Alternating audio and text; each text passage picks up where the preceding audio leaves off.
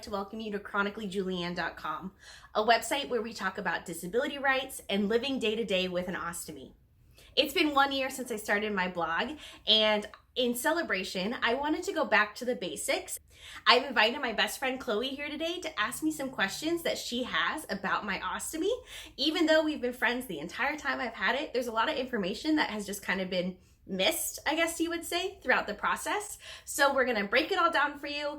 If you are someone who has an ostomy or is going to get an ostomy, I hope this information is really helpful for you. And if you're just someone who's interested in a cool medical thing, that's a fun way to learn too. So my first question for you is, describe the anatomy of the stoma. That's an excellent question. So the stoma itself is a small piece of intestine that sticks out to the abdominal wall. I'm going to include a photo which may be graphic for some viewers, but I think it best describes and explains what the stoma looks like.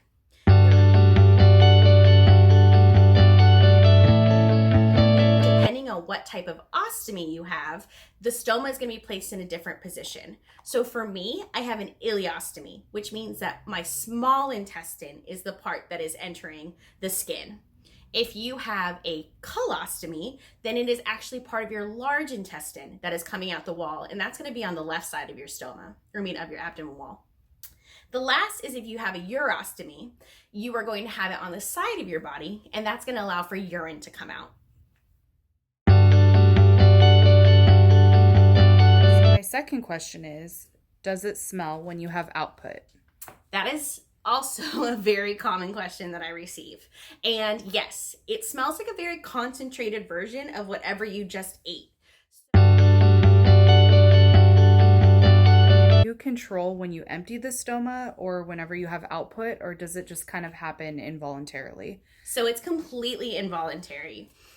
The cool thing about the stoma is it doesn't have any nerve endings, the same way that you don't know when food is going through your body and you're digesting stuff. It's the same thing for me. So suddenly when I know that I have to go to the bathroom is when my bag feels heavy itself and I need to empty it.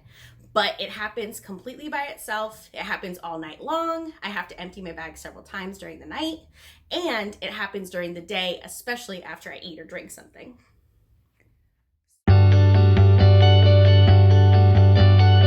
So what would happen if you had the stomach flu or if you got sick? Would you experience any of the same discomfort that a normal person would have? So definitely. Abdominal cramping and things like that you get when you have the stomach flu is still fairly common when you have an ostomy. The only difference is that I still get diarrhea, but it just is more of a liquid output.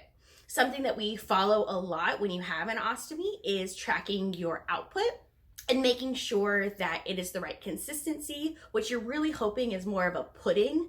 And then as you get sick, if it turns more into water, that's when you need to check in with your doctor and make sure that you're not dehydrated. First, I'd like to thank Chloe for asking me these questions. Then I would like to thank you for following along and watching this video.